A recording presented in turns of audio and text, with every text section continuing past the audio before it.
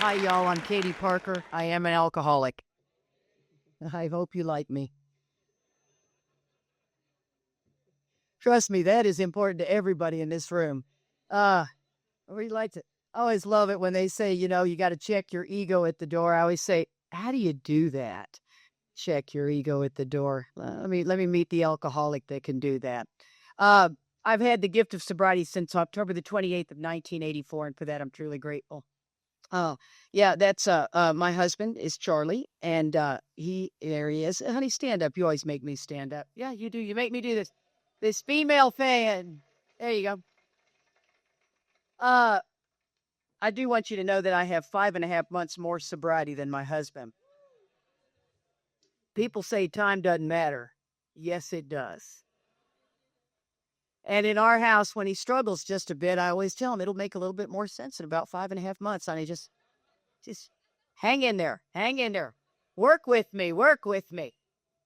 My home group is the primary purpose group.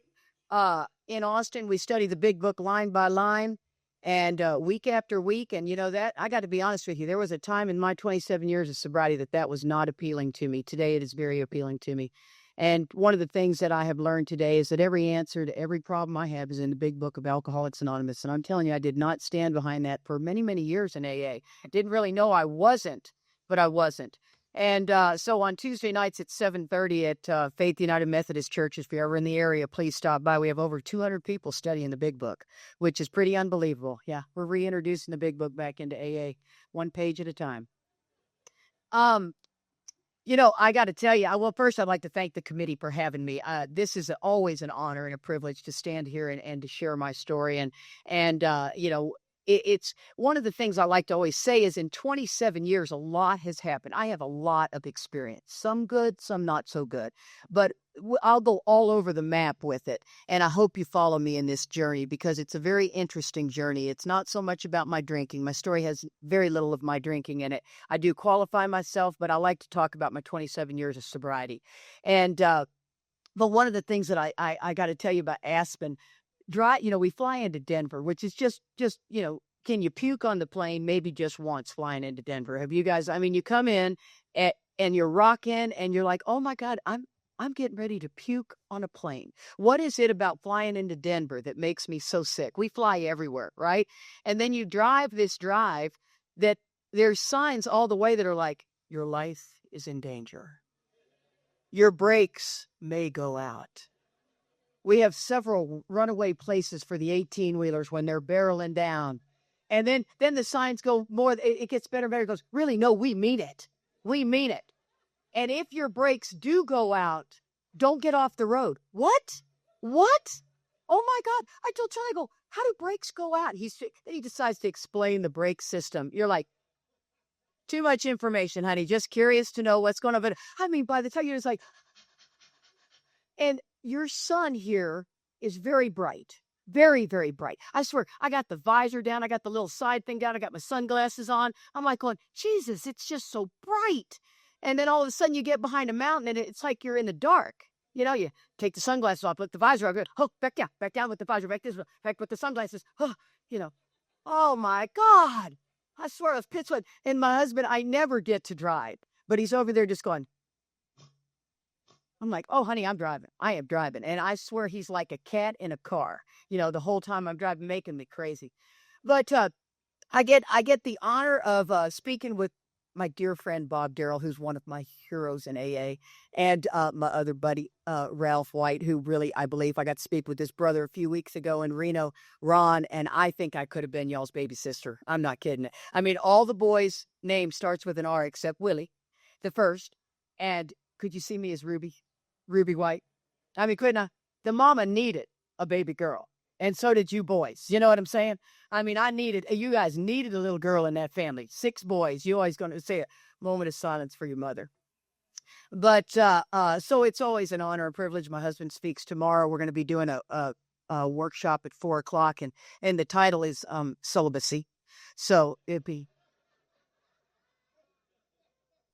you're up for that, come on down. That's not it. Kidding ya. Just joking. You're just pulling your chain. Um, But, I also want to tell you, I met Karen. Karen, where are you? There you are. Karen was telling me she's a nurse, and she said, with altitude, you got to be careful because, the way altitude sickness shows up is a headache, indigestion, and gas. Lovely. I'm looking forward to that. It's always nice to meet new people and a lot of gas, isn't it? I swear, they're talking and you're thinking, I'm just holding it. Okay, I'm just about to blow here any minute, man.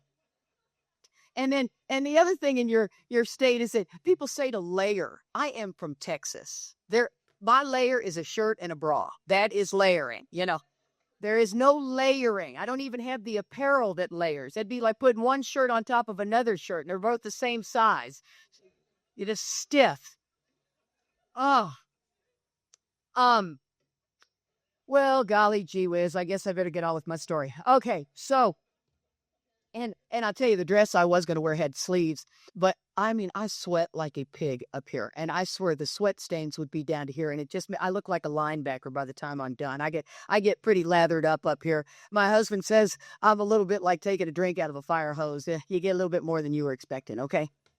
So that will not be hard for you to see my personality, and I rarely drink throughout my talk, but this is like being in the desert. I mean, you get a dry spot like here. How do you quench that? I mean, you're just like, that's attractive. That and gas. I'm feeling right at home, man. Can't wait to come back to Aspen. I mean, really think about it. I mean, those people up there on the hill, they're just farting all the way down, don't you know? You know that. That's just giving them some fuel to shoot them on down. Oh, okay. Well, I like to tell. I got sober when I was 26 years old, and I'm 54 years old, and I am clearly on the back nine, right? And that's one of the things. When you're over 50, you are clearly on the back nine. Would you agree with me on that one? Yeah. Yeah, unless I'm going to live to be 110. So, I'm clearly on the back. Now, I do like to believe that I'm not putting on the 18th hole today. You know what I mean? I mean, I'd like to think I got another 50 in me. But one of the things that the book says is the most satisfying years of our existence lies ahead. And I ask you to lay your experience up against that. Are the most satisfying years of your existence right now? Because I believe that not everybody in the room can answer yes to that question.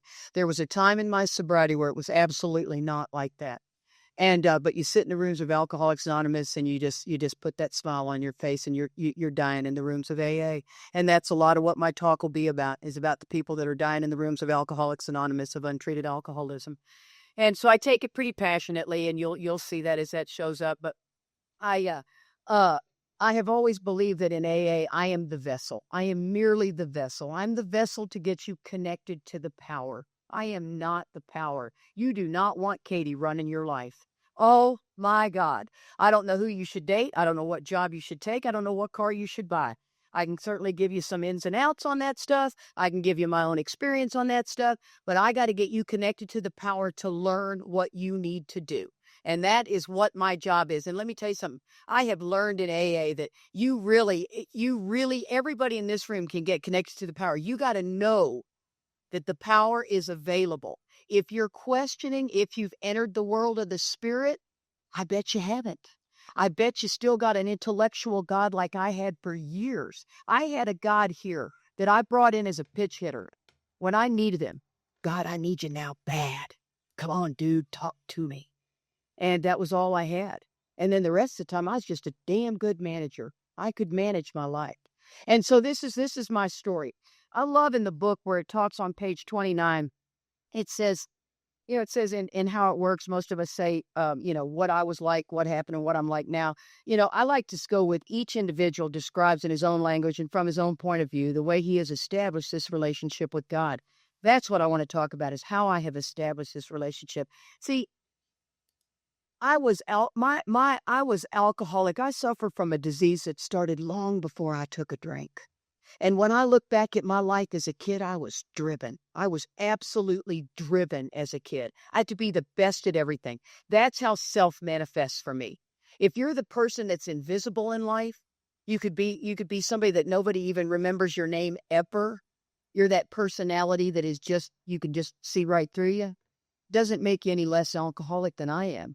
It's just different how self manifests for you. That's what's so important to remember. This is self-manifested in various ways is what caused my failure. I was the kind of kid that you couldn't tell me I couldn't do it. Don't you dare, devil dog, dare me. I swear it was Red Rover, let Katie come over. And I mean, I was just, and I'd take about 9 of you out. I mean, I was the best at softball. I was the best at everything because that's what I had to be okay. And today I'm equally as driven. Don't get me wrong, it's very important that you like me the best this weekend. I got to work on that because not everybody does. Obviously, Gigi didn't at first. But so what ended up happening, and when you think about it, you look back at your childhood and you just go, whatever. But when you get sober, you look at it with a different pair of glasses on. And so all of a sudden, I was the third born, right? And fast forward into my life, my booze was just ran freely in my home. We were very much like madmen. My dad was a heavy drinker. He had played in the NFL. He was a professional football player. I mean, we partied hard at my house. My mother was a beautiful woman. And the next thing you know, I'm 8 years old. She gets very, very sick. She goes into the hospital, boom, dies of the kidney disease, just basically overnight. And, it's 1966, it wasn't all about, grief groups and set balloons aside. I'm still a little leery of all that anyway, but no, so be it. And, that it was just a moment where you just are sad. And what ended up happening is my dad married 3 times in 18 months. So yeah, just swallow that one. And, and here he was clearly a player. But besides being a player, he was looking desperately for a mother for his 3 kids, right? We were all 2 years apart. And this is the deal that I realized today. I would have told you when I did tell you this, when I came into Alcoholics Anonymous, that made me alcoholic. I was desperate to figure out what made me alcoholic. And I would have told you if your mother died when you were 8 years old and your dad remarried 3 times in 18 months and had 4 live-in housekeepers, you'd be alcoholic too. And today what I understand is that just influenced my old ideas. I'm telling you what, I got some old ideas. I got old ideas from 2 weeks ago. How do you like that? I got old ideas from coming into Alcoholics Anonymous in day 1 as I do as day 27. And my old ideas change all the time. One minute I'm standing firm in something. Here's a beautiful old idea. You'll love this one. That you don't sleep with the newcomer. Oh, I swear, one more woman have that on her inventory. Bob. He's always hitting on the newcomers. And I go, well, I mean, that's good moral ground to stand on. And I do agree with that. It is challenging. However, all of a sudden I become a widow in Alcoholics Anonymous. In walks a guy who's trying to get sober. He's brand new sober. He's a widow too. He's a little different. See, I'm like, well, you know what? He might stay sober. So all of a sudden, my old idea changes, and I can go ahead and see it's okay for me. I can go ahead and sleep with the newcomer because it's different. And that's what I mean. These things just flip right and left and right. They're inside out. And that's what I lose sight of. I absolutely lose sight of the fact that I am driven by my old ideas, and I don't even know what they are. They're just driving me. They show up in fear, resentment, all kinds of things. And that's why my sponsor and I, we are huge about inventory. I mean to tell you, for me, I'm a shapeshifter, man. My ego is a shapeshifter. It changes every time. All of a sudden, I finally identified a character defect. It looks like a dog. And then all of a sudden, a bird flies by. And I go, well, that's not it. That's a bird. But it's my ego has shifted. And it's just coming at me at another angle, man. This disease is cunning, baffling, and powerful. Don't ever lose sight of that. Don't ever lose sight of the fact that just because you have time means you're less susceptible to what this disease will do to you, right? And so I'm sitting here and I'm in this family and my dad's bringing through all these women and oh my God, it's just chaotic. So we basically have 7 women come through our house in an 18-month period and we've lost our mother. And so the next thing you know, I mean, I'm rebelling. I take my first drink at about 12 years old and I'll never forget it. I remember exactly where I was standing. My brother mixed the depth charge, slammed it down, loved the burn, loved it, loved it, loved it. Knew at that moment that I was going to enjoy that moment in time. I had no idea it was going to move to the forefront of my life, but I absolutely loved what it did to me. Now, 12 years old, it is not easy to drink. Would you agree? I mean, you're not just walking in a bar at 12 years old. And so you can only steal your parents' booze for so long. I have extensive use with outside issues. Don't get me wrong. It was much easier at 12 years old to find those in Houston, Texas. But what we did, and this is the part that this part of my story cracks me up because it never came to light until I got sober. But me and two other girlfriends would ride our little Schwinn bicycles up to the 7-Eleven. And you'd sit in front of that 7-Eleven and you'd wait for that creepy guy to pull up. And I swear, the women always nod their head. Oh yeah, I know where you're going with this, sister. Yeah, I feel you. Yeah, I know how to do that too. And so you wait for creepy guy to pull up. You got to wait for a few, and then there's my mark. And you go up to him and say, "Hey, can you buy us some booze?" And he looks at you and he goes, "I certainly can." And we're 12. And this guy's probably, I used to think he was 100, but he was probably about 40, maybe 30. And the biggest trick was to get rid of creepy guy, right? I mean, that was it. When he gave you the booze, you got on your bike and you headed for the woods because he was in his car. Now, creepy guy wanted to go with you because that's what creepy guys do. But you just had to get rid of him. I mean, you had to lose him like licking a booger off your finger. It wasn't easy. It was, yeah, and then he's gone. Okay, we're out of here. Okay. Woo.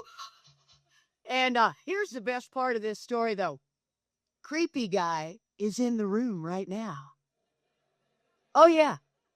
Yeah, he's one of us. Yeah. Yeah, he may have issues other than alcoholism, but he's one of us. Yep, there he goes. He raised his hand. That's a good man. And here's the thing about that, guys. Now, and I like to move into this because people say that we're not to share our opinion behind this podium. Well, you know what? I'm going to, of course. This is no surprise. I had one girl snap at me. You're not supposed to share your opinion. It's like, well, okay, I did, huh? How do you like that, huh?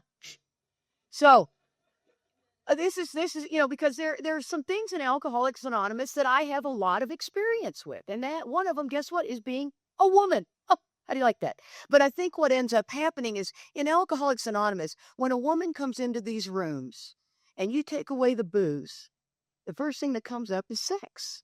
Of course it does. We had the power, and with that power, we use it.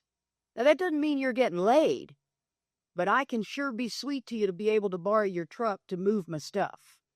I'll be talking to the guy that nobody talks to because I need your truck. I'll laugh at your stupid jokes. You know what I'm saying? And I'll get what I need because that's what we women do until we move into this spiritual place. And so what ends up happening, though, is we can work you guys like a rented mule. And we get you thinking that we got, creepy guy is bugging me. And so we go up to somebody and we say, so creepy guy is really bothering me. Would you get him off of me? When in fact, I'm just shooting for some other mark in the room. And I need this. I have managed to attract creepy guy because he's easy to attract. All you got to do is get up for coffee about 5 times and he's on you like a moth to the light, And when this one little girl in our home group, I swear she was making me crazy. She'd get up for coffee doing this number. And you're like, oh, honey, stop shaking it. We got tables set up. And so she came up to me and was talking to me. I said, I saw you get up and you had every boy in treatment's eyes on you. And I said, here's the deal. You can't stay sober like that. You can get laid, but you can't stay sober like that. I'm worried about you getting sober. So don't lose sight, guys, of what's going on there. The prettier a woman is, the more dangerous it is because women don't want to talk to her and the men do. Right. And that's not every man. Don't get me wrong. I'm just talking about the crowd. And in this room, we got to take that pretty woman when she comes up to the men and she says, I don't like women. You go, you know what? I got somebody I want you to meet. Her name is Katie. Here she is. And you just dump her off on me and I'll take over from here. So I'm a big fan of doing that in the rooms of Alcoholics Anonymous because, see, I was the 12-year-old I was picking my mark in front of the 7. Yeah, do clap for that. It needs to be talked about. It needs to be talked about. It needs to be said. And by golly, we need to do it, right? And we women really, really need to step up. When a woman walks in, we need to be the first ones to go up to her and not just watch her to be sure if we do or don't trust her. Of course we don't trust her. Come on. It's, that's what we got to do.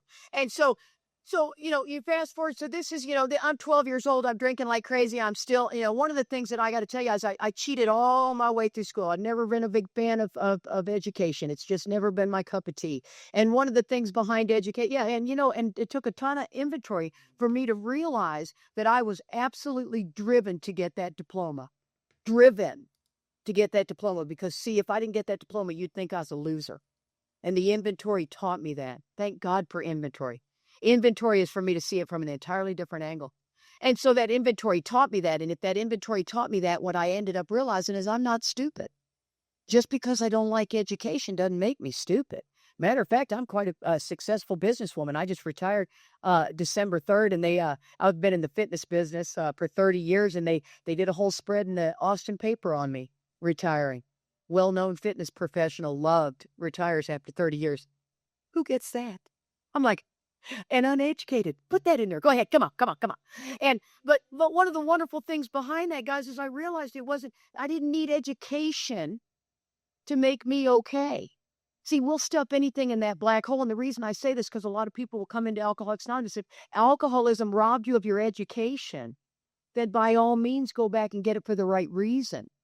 But if you go back to get it just because you think it's going to make you okay, it's a very dangerous thing, because everybody I work with has a tendency, it pulls them away from AA. Because for some reason they got to make straight A's. When did that happen? And they got to make straight A's, and the next thing they're trying to work, and they're trying to go to school, and they're trying to raise their family, and what's going to fall off? AA falls off. It's a tough one. It's a tough one. But so what ended up happening is and I got to tell you guys, my education, oh my gosh, does it rear its ugly little head from time to time, not having it. This altitude thing. I'm sitting with my daughter in Washington, right? We're looking over the Puget Sound. It's just beautiful. And I said, honey, I am so tired. I said, what type of altitude are we at right now? She's like, Mother, you're at sea level. No kidding, huh? So that's what that whole sea level thing is about. And I said, but there's Mount Rainier. She goes, you have to be on it, Mother. You have to be on the mountain to be affected by the altitude. And then you'll have gas and a headache. Okay, I'm with you now. I'm on it. I'm on it. But there was a guy who'd come into our meeting, and he was from Norway. And oh my God, I got to tell you, I got a sponsee. We call each other Dumb and Dumber. And she is just like me. I mean, it is amazing. And so this guy, she says, he's from Norwegia, isn't he? And I said, silly, he is Norwegian. And I swear, the people all stand around, so kind of like, and then my husband's family is all educators. That's like a curse for me. I mean, they really think they can change me. They think if they take me to a museum, I'm going to enjoy it. No, I've been to the Vatican. I would have rather been at the coffee shop. Bunch of dead popes laying around, man. I'm like, whatever. Once one tapestry looks like another tapestry, I wanted to whistle in the Sistine Chapel, whatever that is. And, but my husband, I'll ask him, I'll say, honey, how do you spell this? And he'll go, let's sound it out. Just last week, he goes, Katie, I bought a really exciting book for you to read. I do read it from time to time. And I'm the kind of reader who likes to read a pretty good smut mystery novel. And it just is like blah, blah, blah, blah when they're explaining the house. It's like, go in there, you're going to murder them. Just walk in, murder the person. But I don't need to know that it's a white picket fence and the shutters are red, blah, blah, blah, blah, blah. And he goes, I bought you To Kill a Mockingbird. And I swear I got so pissed off. I go, let me tell you something, Charlie. You are not going to get me to read these stupid classics. You got it? And I mean, we went into an instant fight. And he had bought Catcher in the Weeds or the Rye or the whatever. And I said, and then he leaves it on the kitchen table, and I just want to shred it. It's like, I can do this. But the truth of the matter is, guys, is what makes me alcoholic is I can't stop starting. That's my problem. I got an allergy that shows up in the phenomenon of craving, and I got an obsession, no matter if it's good or bad, that will take me back to the drink. So see, once I start, I can't stop, and I can't stop starting. That's what makes me alcoholic. And so what I like to talk about is when I got sober. Once I got all this down and I chased a boy into Alcoholics Anonymous, right? I'd spent the day with him. He told me he was sober. I didn't get it. I did not understand even that term. And I mean, how many of you guys know that this terminology, serenity, what is that word? I don't get what you're talking about. I chased him into Alcoholics Anonymous. He's got 6 years. I got 10 minutes. And I'll tell you something. I knew long before I walked into that room of AA that I had a problem. That was not new news to me. I had a 5-year-old child. I know pitiful, incomprehensible demoralization. You drag a kid with you while you're drinking, it's horrifying what happens in their life. Horrifying. The times I stayed asleep while that little girl was 3 years old playing in the front yard. Terrible. Terrible, terrible. And today I understand now she's 33 years old. She loves her mother. A lot of rebuilding has gone on. A lot of rebuilding. I have 3 grandbabies. And well, yeah, the oldest one was 6 on Monday. God love him. He loves me. They are God's do-over, aren't they? You guys with grandbabies. They are, for the drunk, they are God's do-over. And I love what Max will say to me. He'll go, Graham, can I have a popsicle before dinner? I'm like, have 3. I don't care. Run with the scissors. Watch cartoons all day. I don't care. See, I'm no longer the disciplinary. You are to be crazy about me. That's all that matters. But so I chased Joe into AA, and it was funny. He came from the Pacific Group. He's a Texas boy, but he lived in California for a long time. And he was raised on principles in Alcoholics Anonymous. He was raised on the whole service structure and principles and everything. And he kept saying, Katie, this is all wrong. And I'm like, no, it's not. Step into my vortex. You know what we women do? Come. Every time he'd say it's wrong, no, it's not. Come forth, come forth. And and he and I were married for 20 years. I am so glad that no one was the arbiter of our sex life. Who is to say if it's going to work or not? Now I'll tell you, you should put your seatbelt on. The road's going to be bumpy. Oh, it's going to be bumpy. You get into a relationship, everything shifts to relationship problems. You know what I mean? In AA. But is that wrong? Well, so be it. I mean, this is going to be something new we're going to talk about. And that's one of the things that I love to say in AA. I am not going to be the arbiter of your sex life until we get on to page 70 where it becomes troublesome. When sex becomes troublesome, you may drink behind it. Oh, then you're going to talk to me. Then we're going to talk.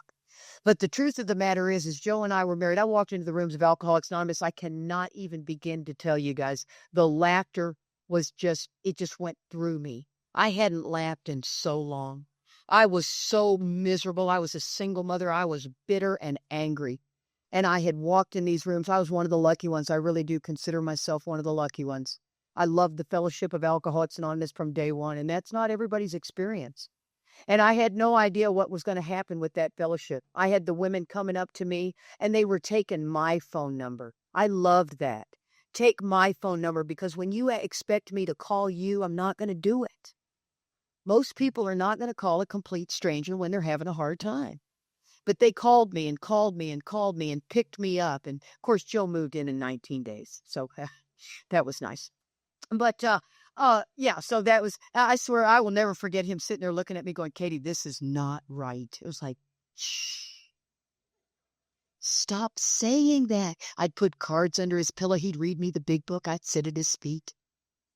Oh, please read me more.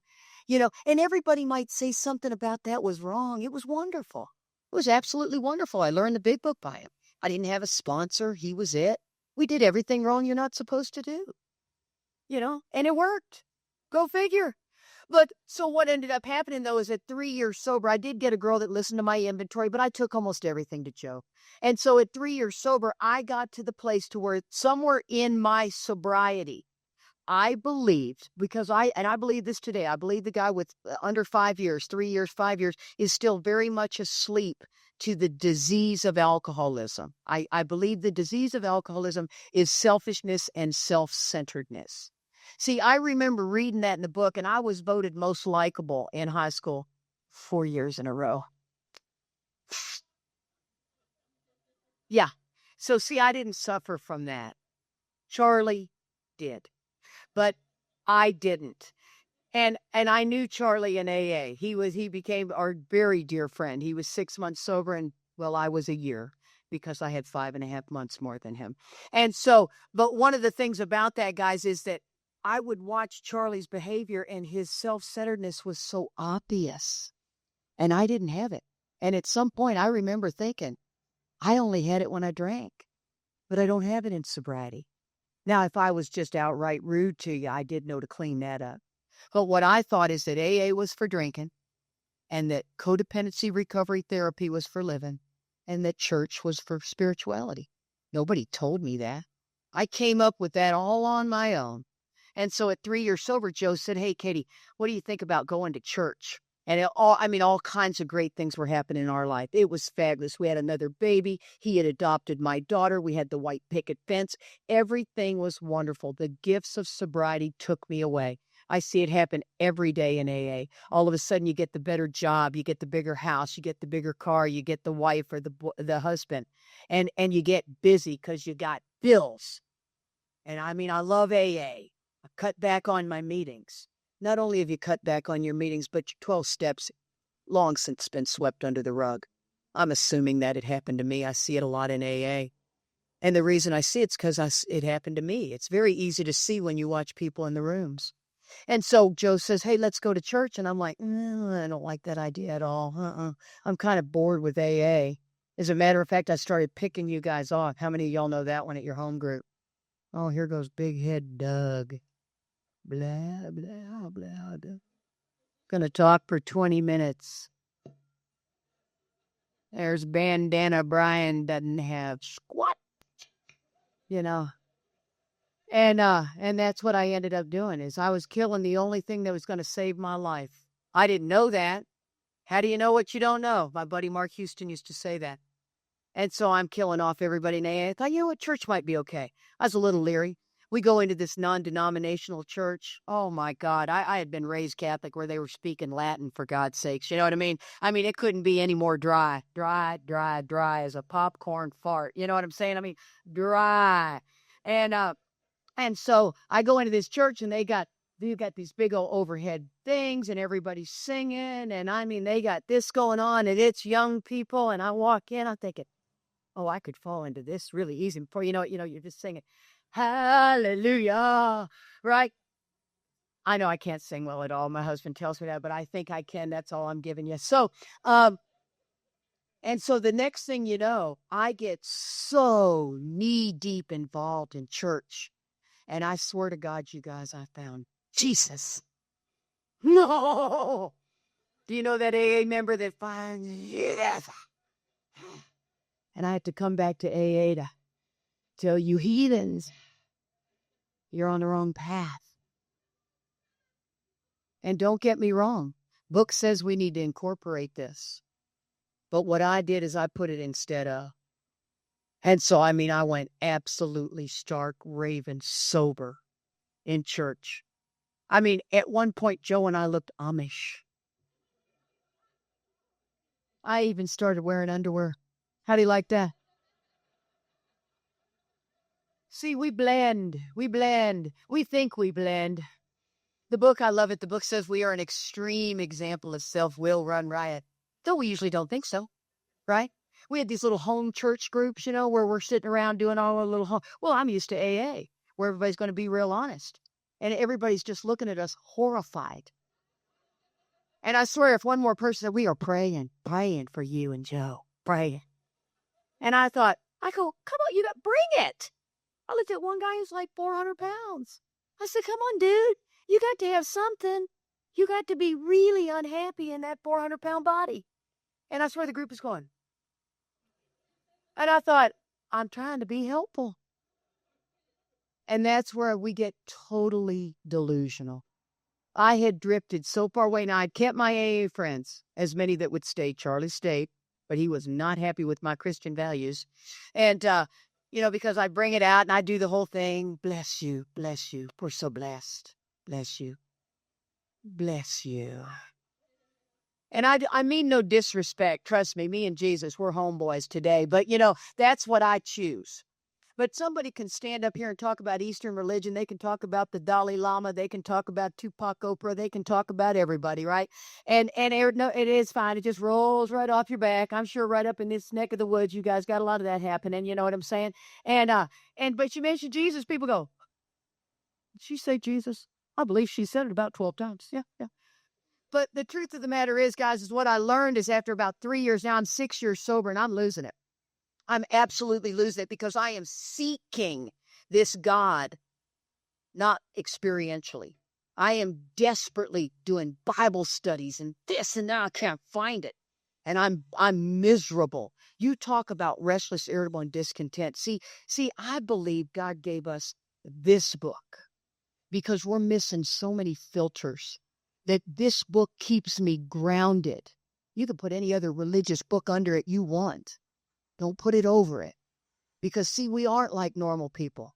We are outright mental defects, full flight from reality, cannot differentiate the true from the false. We don't get over that. I'm telling you, you hurt, threaten, or interfere with anything, watch me go crazy. I mean, I need a short chain anyway. I'm sure you've already picked up on that. You know what I'm saying? I always like to use Tom Ivester and Clancy. Do I need to say any more? Okay. I need a short chain. And if you step in the way of something, there's no pause when agitated. If you hurt, threaten, or interfere with me, I'm a reactor. I'm better than I've ever been. I got a toolkit, an amazing toolkit that I can reach into.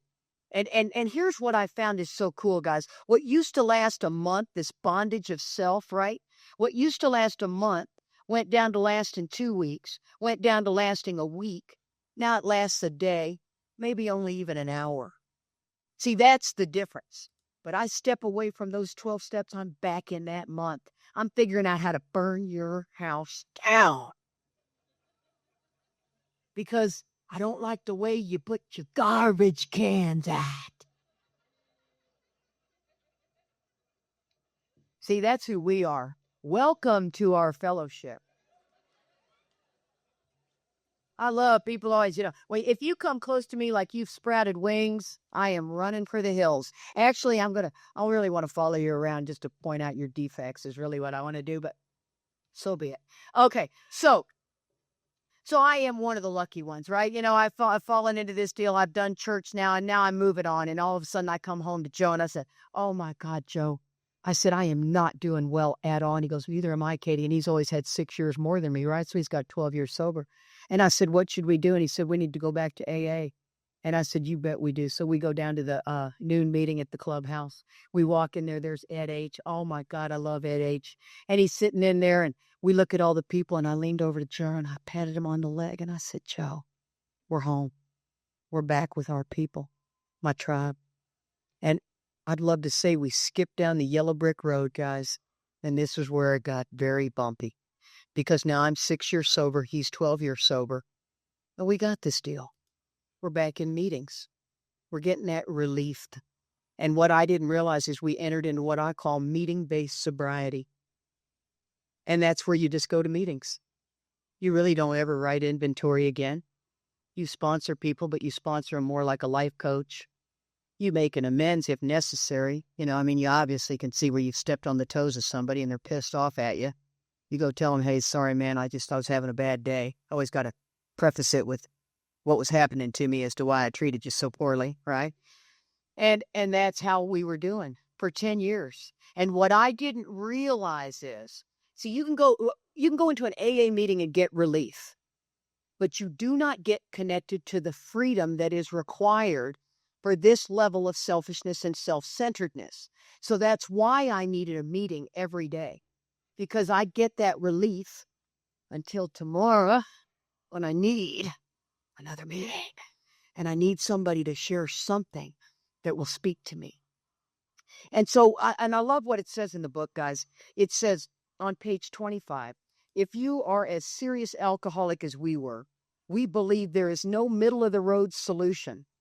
We were in a position where life was becoming impossible. And if we had passed into the region from which there is no return through human aid, we had but two alternatives. One was to go on to the bitter end, blotting out the consciousness of our intolerable situation as best we could.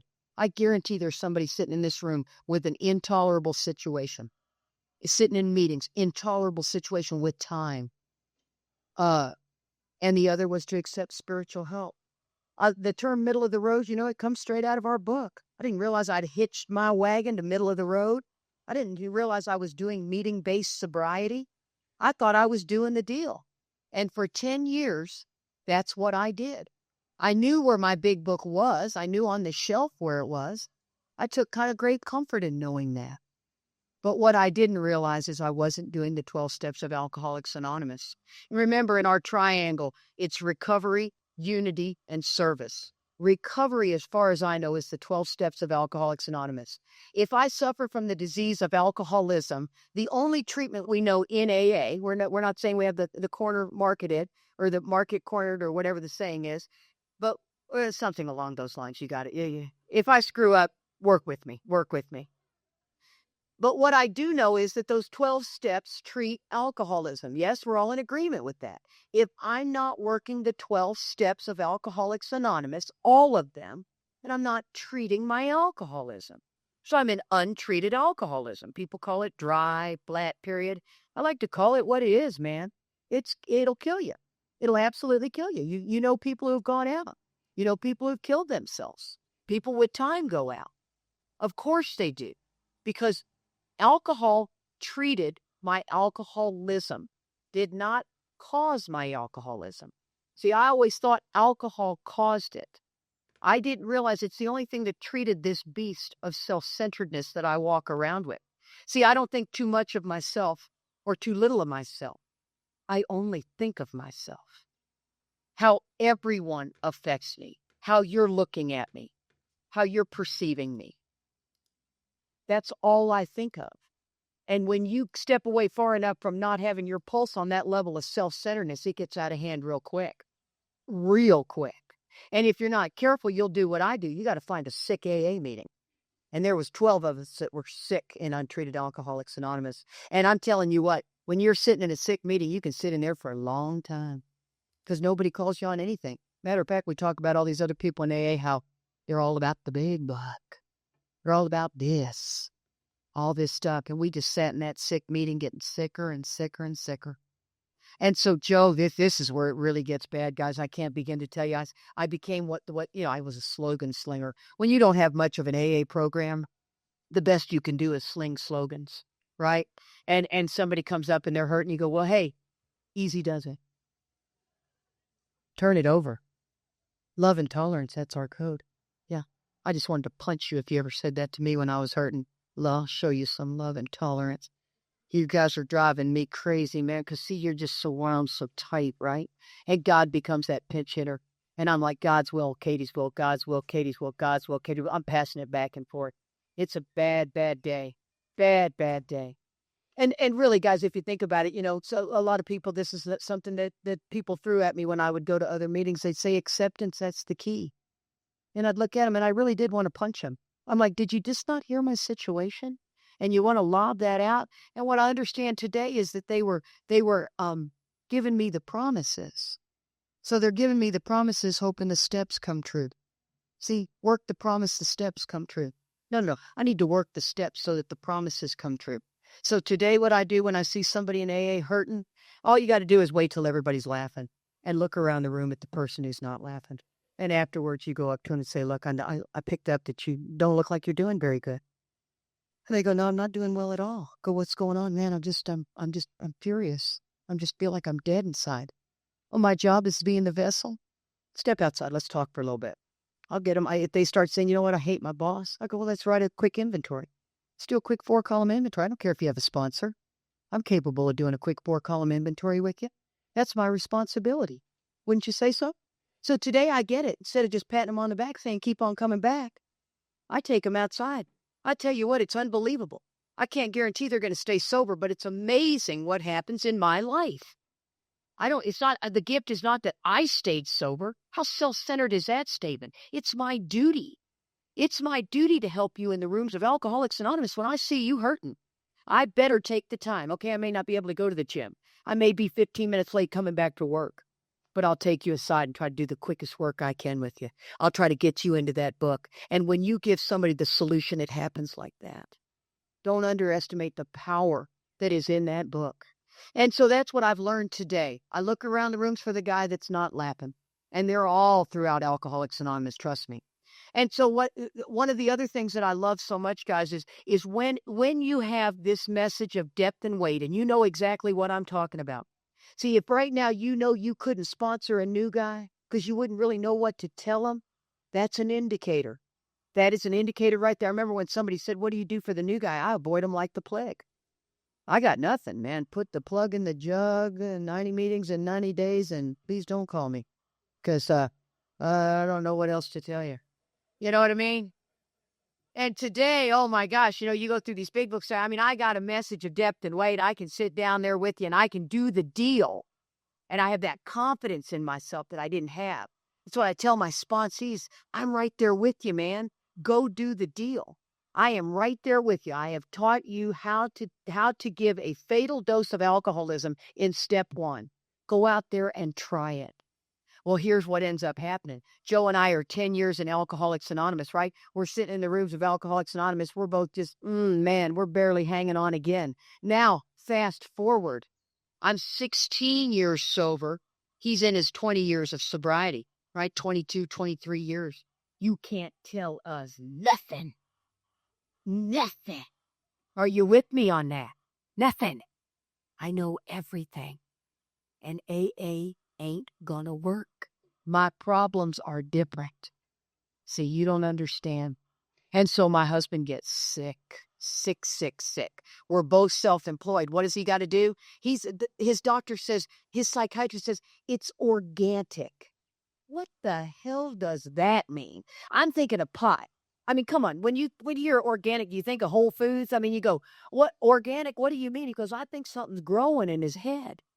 And I'm like, really? He goes, yeah, I think something. We need to go have him take him into the hospital for some tests. Well, we both have catastrophic insurance. You think that's going to hurt, threaten, or interfere with something I got? I'm sitting in untreated alcoholism.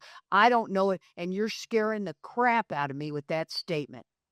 So what do? I'm sitting in my sick meeting, and a girlfriend comes up to me, and I'm talking about it, right? You raise your hand right away. My husband's sick. I'm scared to death. Got no solution. Just scared to death. And she said, Katie, have you ever thought about being a school bus driver? I'm a fitness professional. I can fit school bus driving in. That shouldn't be too hard. I'll do that for about 6 weeks. And think about it, guys. When you talk about this level of selfishness and self-centeredness, I did not think about the school district. I did not think about those families with the school bus driver. I didn't think about anybody. I'm doing it for 6 weeks. I'm getting the medical insurance. I'm not hurting anyone. Are you with me on that? See, my husband is sick, and I need to do what I need to do. So I go down there, and I get the job with the school bus. Oh, my God. Let me tell you, first of all, it's the cutest school bus driver they had. That was for sure. I mean, wowza. And just becoming a school bus driver I was in way over my head. I remember driving that bus going, oh, I am getting him to the hospital tomorrow. We're going to be done with this. So I tell Joe, I call his primary care physician. And he said, Katie, just take him into the emergency room. They'll run him through a gamut of tests, but just get his head scanned. So I'll take him into the emergency room. I said, listen, I understand they're going to ask you a series of questions. They say touch your nose, you touch your nose. They say touch your elbow, you touch your elbow. And I mean, when they say touch your nose, you touch your elbow. You fail this test, no matter what. Fail it, Joe. You got it, Katie. He goes in there because we're getting a test, right? See, I want off the bus. Are you with me? I've got the bus only so long that I can get the brain scanned. So we go in there, and the doctor says, Joe, so he looks at me, he goes, so you think there's something wrong with his brain? It's like, yes, I do. I have a little thing for doctors anyway. Whatever. And so, yes, I think he does. And so the doc goes, well, let's just run him through a gamut of tests. He goes, Joe, why don't you touch your nose? And Joe goes, I'm like, oh my God. Dude, you are blowing it. You are blowing the test. Come on, you guys got to be with me in this one. I love it on page 60 to 63. It says, I'm the actor running the whole show. He is blowing the show. And that's going to directly affect me on the bus. Are you with me? And so I'm over there behind the doc going, go back to the plan. And so the doc says, he's looking, Joe's passing all the tests, and he finally says, 2 + 2, and Joe can't add 2 + 2. And so the doc says, we're going to go ahead and take him and scan his brain. I thought, finally. So they go scan his brain. He comes back, and Joe and I are sitting there, and the doc walks in. He puts his hand right here. I'll never forget this moment, man. He puts his hand right here, and he goes, by God, he has got a gigantic mass in his brain. It's about the size of my fist. It's huge. And at that very moment, I remembered my very first thought was, I'm going to drive this damn school bus forever. See, that's the level of selfishness and self-centeredness we live with, guys. You got it too.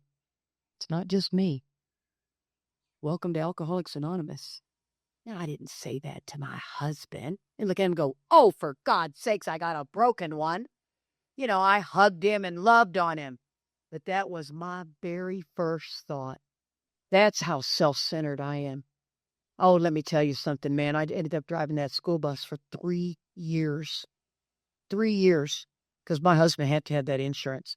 And we thought it was a lymphoma. It ended up being benign. He was going to live. It was amazing. I mean, amazing. I'd love to tell you, amazing stuff happened. I'd love to tell you, we skipped down the yellow brick road. We were just so grateful. We were in untreated alcoholism. When you're in untreated alcoholism, nothing looks good. I am in constant collision with something or somebody because I'm literally driving the bus all the time. Oh my God, let me tell you guys. I mean, I'm trying to run my profession. The doc says he's never going to work another day in his life. You think that'll scare you? You're a 2-income family, got a kid in college, you got another little one that's just an absolute pain in the ass. Are you with me? Oh my God. I mean, I'm spinning the plates. I can fry up the bacon, I can do it all, but I am losing my mind. And I'm on that bus, stark raving sober. And you cannot imagine, guys, there was a couple of times, I got to be honest with you. People say, well, I mean, I don't lie. Yeah, you do. Yeah, you do. You lie when you get scared enough. You just absolutely lie. Now, you may go clean it up, but you do lie. And I lie too. And I'm on that school bus, and there's about 5 little elementary school kids in the back, and they're all boys, and they just loved it when I fly over these 2 humps, and they'd all get in the back, and they'll, come on, Miss Kate, every day. Come on, Miss Kate, come on, Miss Kate, fly us over those humps, and I'm like, man, guys, I'm gonna get in trouble. And so I said, okay, fine, get in the back of the bus, get in the back of the bus. So they're all right in the back of the bus, and I could shoot over these 2 humps really. You got to gas that gas bus, and you fly over these things, and then you have to come to an immediate stop and take a right. And so the kid, and you could shoot them 5 seats, man. I mean, you could really shoot them high. And so I go, okay, because it was all boys. If there'd have been a girl in the bunch, it wouldn't have happened, man. So, so I go, okay, get ready. I just, boo! And we go shooting over those things, and I have to hit the brakes. And when I hit the brakes, back end of the bus goes, doop! And I mean, I'm like this. It's kind of like, what the hell just happened? And I swear they all go. And we all get off the bus, and we go back there. I have blown all 4 valve stems off the bus, all off the wheels. That's a bad day. That's a bad day. See this? I can't lose this job. Oh my God. And these boys just, choo, they're gone. Choo. And I'm standing, and I swear to God, you guys, I'm like this. I get on the horn. Turtle bus to base. Turtle bus to base. Yeah, turtle bus, go ahead to base. I said, I have no idea what happened. I came over the hill, and the next thing I know, man, I got 4 flats. I got all the valve stems blew off. And I swear to God, the boss has always got his radio on him, right? I'm talking to the dispatch guy, and the boss goes, what? I said, yeah, I can't even believe it. It just happened. So the guy comes to look, and he's driving, because we ain't going nowhere. You know what I'm saying? Hey, I ain't moving. And the guy comes to look, and I swear he looks up the hill. He sees those 2 humps, and he looks at me, and he goes, so you don't know what happened? I went, nope. See, I can't lose that job. That's what happens. That's somebody with 15 years sobriety. I'm lying. And that's what I had to do. And he goes, okay. And, of course, he had to give me a ride back because we ain't going nowhere. I mean, that bus was just like a dinosaur sitting there. And I got to tell you guys, so as crazy as it is, this bus job, you talk about a sense of entitlement that we have. Are we in agreement there? I need more head nodding. Yeah, right. Sometimes I think I'm talking to the PTA. You're looking at me like this. It's like, oh, come on. And this is my sense of entitlement. There was a BMW guy who, when a school bus is in your neighborhood, when it's there at the same time every morning, right? And you don't want to be behind the school bus because that's going to screw up your morning, right? Because you're running late because alcoholics always run late. And so, oh, I love the one that's timely out there going, no, I'm always timely. Oh, be sure, check that off your list. And so what ends up happening is this BMW would come at me and he'd start gassing it when he was coming to me. And I thought, you are not going to pass me. And I just kick those reds out. No bus stop. Just kick it out. And he'd go. And I go, who's got the power now, dude? Huh? And I swear he would look at me and go, got the power of the reds behind me. Ah. I mean, I was just crazy. One time, you're never supposed to get off the bus route, right? You got to stay on the bus route. Well, you know how we are with rules. Well, it was the year of election as it's coming up, and I wanted to vote, and I needed to get it in. And voting was just 2 streets over. And I thought, you know what? I'm just going to run over there. There's no kids on the bus. Nobody will see me. Big yellow bus. And so I go over there, and I run in to go vote, man. And I'm like, standing in line. You know how you're like this? Hurry, hurry, hurry. And so I boat real fast and I come flying out and I don't even realize it, but I have forgotten to turn my reds off. And so my reds are on and there's about 1.5 miles of cars stop. Yeah. Because nobody's passing the reds. They think it's the cops that set them up. Yeah, I know there's a cop somewhere. I ain't doing it. I'm not passing them. There's nobody on that bus. I ain't doing it. But guys, what I didn't realize is here's the line in the book. Once again, remember, I didn't read my book. I read my book in the first 3 years of sobriety, kind of. And then I hoped in AA meetings that you had read it. I'd hoped you'd spout something off in AA meetings. But what ended up happening to me is I was in over my head. That's how I can always tell when I'm in self-will run riot. I'm in over my head. I'm keeping score. I'm doing revenge in my head. Oh, it's a dangerous place for me. Dangerous place for me. And I'm living in the bedevilments. On page 52, it says the bedevilments we were having trouble with our personal relationships. We couldn't control our emotional nature. We were prey to misery and depression. We couldn't make a living. We had a feeling of uselessness. We were full of fear. The new term for fear today is anxiety. Don't let it fool you. It's still fear. We were unhappy. We couldn't seem to be of real help to others. This is what I didn't realize, guys. The bedevilments are available in sobriety. See, I thought this was all based on drinking. And so what ended up happening is I have literally 3 panic attacks, blow in the bag panic attacks in sobriety. One time my husband, bless his heart, with brain damage, he gave me a plastic bag. That's bad news. Yeah. When you're having that panic attack and you got to blow in a bag, just picture a plastic bag. So, and he's like, honey, I'm thinking, I can't talk, man. I'm over here losing it. And so what did I do? Of course I went to a doctor. See, when you invite a doctor in and you're in untreated alcoholism, he's only doing his job. See, you bring this to a doctor, he's not going to say you need a spiritual awakening, Katie. By golly, you just need a spiritual awakening. He's going to say you need an antidepressant. And what I didn't realize, guys, and don't get me wrong, oh my God, am I going to talk about antidepressants? No, thank you. Everybody gets in an uproar. But of course I got on them. I had no idea I was in untreated alcoholism. I don't suffer from depression. I suffer from alcoholism. Do some people in our room suffer from depression? You bet they do. And I always tell the guys I work with, I'm not going to make you get off, but we're going to work these 12 steps. And if you see that maybe you were put on them because you were suffering from untreated alcoholism, that will be your decision. But I'm telling you what, guys, I didn't need them. And here's what frightens me more than anything. So I got this malady on me. Are you with me on that one? And something as simple as a root canal can take one of us out with time.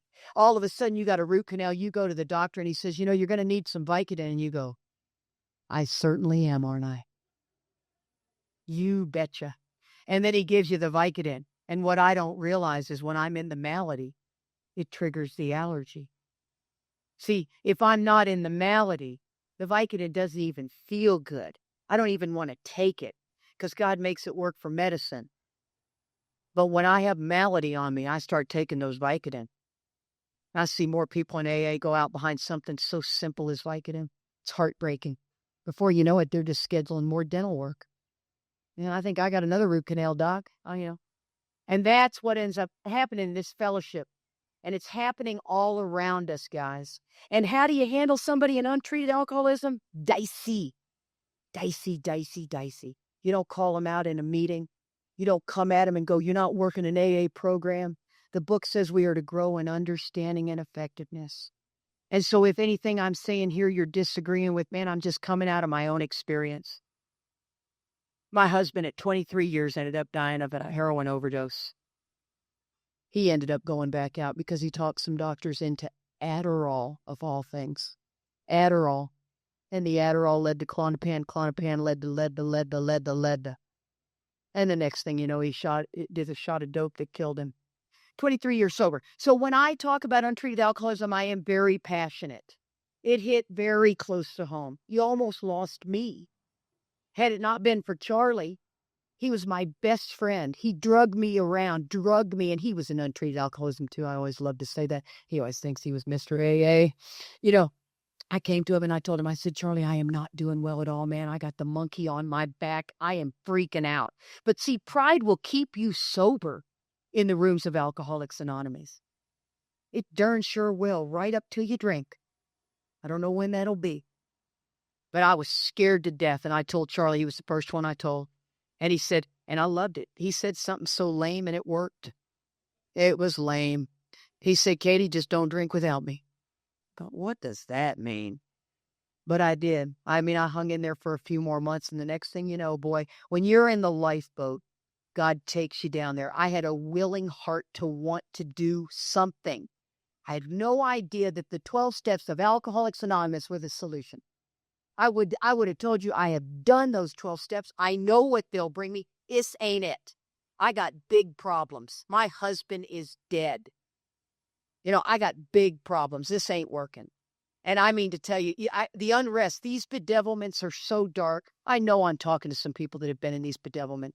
I can't even drive by the apartment I used to live in. It has so much pain in it. I just drive by there and I just think it was so dark. 18 months, it was so dark. My son would open my bedroom door and I'd shut it. Shut it. I'm scaring the crap out of my son. He's already lost his dad. It's a big problem, guys. It's a big problem. And here's the thing. The 12 steps of alcohol. Shut up. You're telling me the 12 steps of Alcoholics Anonymous is what I need? Shut up. So we end up running into Mark Houston. We run into Bob Darrell. I swear to God, I believe they saved my life. How they got through to me, I have no idea. I'm not an easy person to get through to. When my ego rebuilds, I got a big old FU behind it. Are you with me on that one? And I love it. There are people in this room that act like they don't have it. Oh, they got it all up there. Mine just shoots out of my mouth, right? I go down that mudslide fast. But these people spoke to me, and I sat and listened because we know solution. We know it. Everybody in this room knows it when they hear it. And I started listening to these guys, and I started getting into the book with these guys, and I started following them. I followed them like crazy, man, and I was just into it. And I picked this sponsor out. Now keep in mind, this all kind of happened simultaneously. So I picked this sponsor out of the rooms, and I have no idea she's in untreated alcoholism, but God keeps putting her in my face. And I end up getting her as my sponsor. She knew Joe had died. I'm in this 18-month period of this dark spot. We're getting ready. We're meeting Bob. We're meeting Mark Houston. We're meeting Chris Raymer. We're meeting these folks. And some people may have some problems with someone. Well, they saved my life. So be it. So be whatever you got with them. They carried the message to me. And so I call my sponsor and I'm telling her all about Joe and how dark I am in this deal and that deal and this deal. And she said, Katie, I want you to read 60 to 63. And I remembered thinking, that's probably the part of the book that says some of us had it harder than others. Surely that's got to be in there. I haven't really gotten in with Bob and them yet, right? So I get my big book out and I open it up. And I happened to open it up to page 62 where it says selfishness and self-centeredness, that we think is the root of our trouble. And I swear to God, I thought, that bitch. That was my first thought. And I don't like to cuss from the podium, but it's an effective story. And I don't just say that. I pick the phone up and I call her. I go, "What are you doing? Did you not hear what I said?" And she said, "Katie, there's a fine line between sorrow and self-pity, and I believe you crossed it." And at that point in my life, I was able to hear it. And I really do believe, guys, a moment of clarity is of no value if not followed by action. And that was when we met Mark, and that's when we met Bob, and this whole deal just came together for me. And oh my God, let me tell you, I had no idea. I had absolutely no idea. And I really believe she was in untreated alcoholism. I was in untreated alcoholism. I believe that two people's hearts are in the right place. God takes up a ton of slack. And he put both of us in that lifeboat, and he carried us the whole way. And it's unbelievable. Today, I look back at it now. Marty sponsors 20 people. She's amazing. She is the greatest sponsor I've ever had. She lives in 60 to 63. My troubles are always of my own making, period.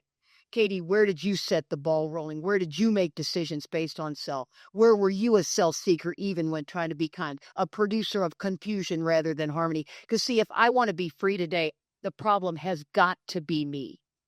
See, a death wish is when somebody says, "Man, he shouldn't have treated you that way." Really?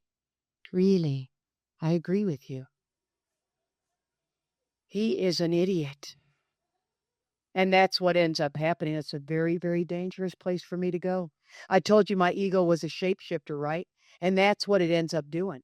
And I have learned that even if you're wrong, 110% wrong, I come clean it up. The book says we go to the man we hate. Who better do you hate than the person who has done you wrong? And I can't begin to tell you the freedom behind that. Now, that's not what I want to do, but I take the high road. I can't be, when the book says this, ex-problem drinkers, our very lives depend upon the constant thought of others, that's not in my DNA to think of you. I'm sorry, it is not. I don't have that filter. But the closer I get to God, all of a sudden my prayer and meditation is all about you. It's like you guys are all in my prayer and meditation. I'm reading something in Sermon on the Mount, and all of a sudden I think that I need to share that with you. And that is the part where I didn't know it. When it says I've entered the world of the Spirit, I'm not doing it because I want you to do something for me. And that's the tricky part, guys. You know, 60 to 63 is all about self-seeking, even when trying to be kind. Yes, it's obvious when I'm trying to work an angle. But when I'm trying to be kind, I'm absolutely blinded to it. How many of you guys are pissed off at your home group? You did something good for them, and they didn't appreciate it, did they? Yep, right there. And somebody says, "Well, I thought you were just supposed to do that." Well, I did. I just did it for them. Bastards.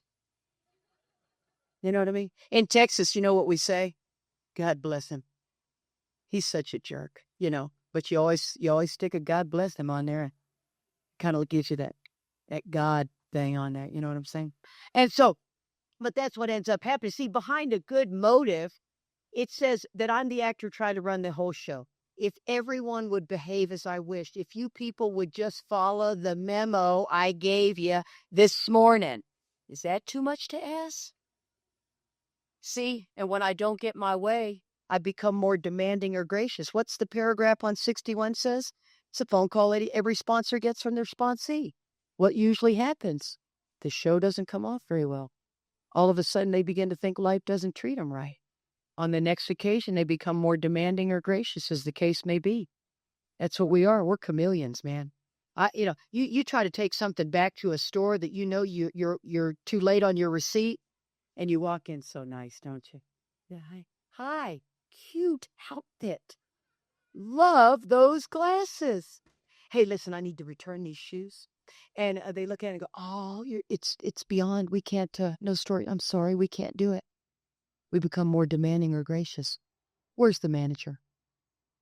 See, and this is what we do too, guys. I'm asking this girl to break the rules for me. It's no big deal. It's just a couple of days. It's her job I just asked her to put on the line. I don't see it that way. because my motive is really not that bad. I'm still going to just exchange. Can't we work something out here? See, and that's what I do everywhere I go. I love this one. Nobody parks in a handicap spot, right? Well, that's just wrong. Until I think I left my keys in Walgreens last week when I'm pulling out of the parking lot, and the parking spots are way far away, and I got to whip into that handicap spot, so I leave my door open. I actually kind of limped. But I just chuckle. Another thing I do, I don't text and drive unless it's an emergency. See, and that's what we do, guys. We break. When it's me doing it, there's nothing wrong. See, that's what I don't get. I'm an absolute hypocrite. Mercy for me, justice for you when you do it. And that's what ends up happening. See, I don't even know I have a motive till you piss me off. Then thank God for the inventory process. Because in the inventory process, I'm going to see it from an entirely different angle. I'm going to begin to understand what this is all about. And what other angle am I going to see it from? I'm going to see it from your angle. My sponsor is going to give me your angle. I only see it through my angle. And that's the part that gets me in so much trouble. It is a death wish if you sign those papers. And if you hang with people that you do, it is even worse. Are you in agreement with me on that one? This is a disease of alcoholism. It is progressive. The only thing we know is to have a spiritual awakening behind this deal. And so what do? I love what the process is about, right? It says a vigorous course of action. What is a vigorous course of action? 4 through 9. 4 through 9 is my vigorous course of action, not 4 and 5, not sit on 6 and 7. It's all the way through. It's like a golf swing. Then we do the 10th step, right? We do amazing stuff happens in the men's process. We do the 10th step. And when we get to that 10th step, that is the continuation of 4 through 9. They're just condensed. And that's where I keep alive is in the 10th step. Spot check inventory, written inventory if it gets out of hand. 11th step, my evening review, my prayer and meditation. I'm keeping my finger on the pulse of my self-centeredness. In my prayer and meditation, you want to pray for world peace? Have at it. It's a great prayer. But what does the book tell me I got to do? I got to ask God to divorce me from self-pity, dishonest, and self-seeking motives every day. Having just made conscious contact with God, we're going to pay for this presumption and all sorts of absurd thoughts and actions. That's every day for me. I just make my conscious contact. I've got an amazing toolkit, but I may not use it. And then, of course, it's my duty to sponsor. It absolutely is my duty to sponsor. So I ask myself, are you working all 12 steps? I work a fundamental basic AA program. I really, really do. And let me tell you guys, I'm on a short chain. I really am. At any given time, I can misbehave poorly because I'm going to. The book never says you're not going to. Matter of fact, it promises me that I am going to. So when somebody says, how much time do you have? You should behave differently. I'm always like, you've got a clear misunderstanding of this disease. I think a lot of us do in the rooms of Alcoholics Anonymous. And so what ends up happening, guys, is I had no idea the answers were in the book. No idea the answers were in the book. I absolutely loved studying the book. Something else pops out at me, pops out at me, pops out at me. So all I have to say is I believe that there are people in the rooms of Alcoholics Anonymous that are dying of alcoholism from untreated alcoholism. I believe that 100%. And so if you're that guy, there is a solution.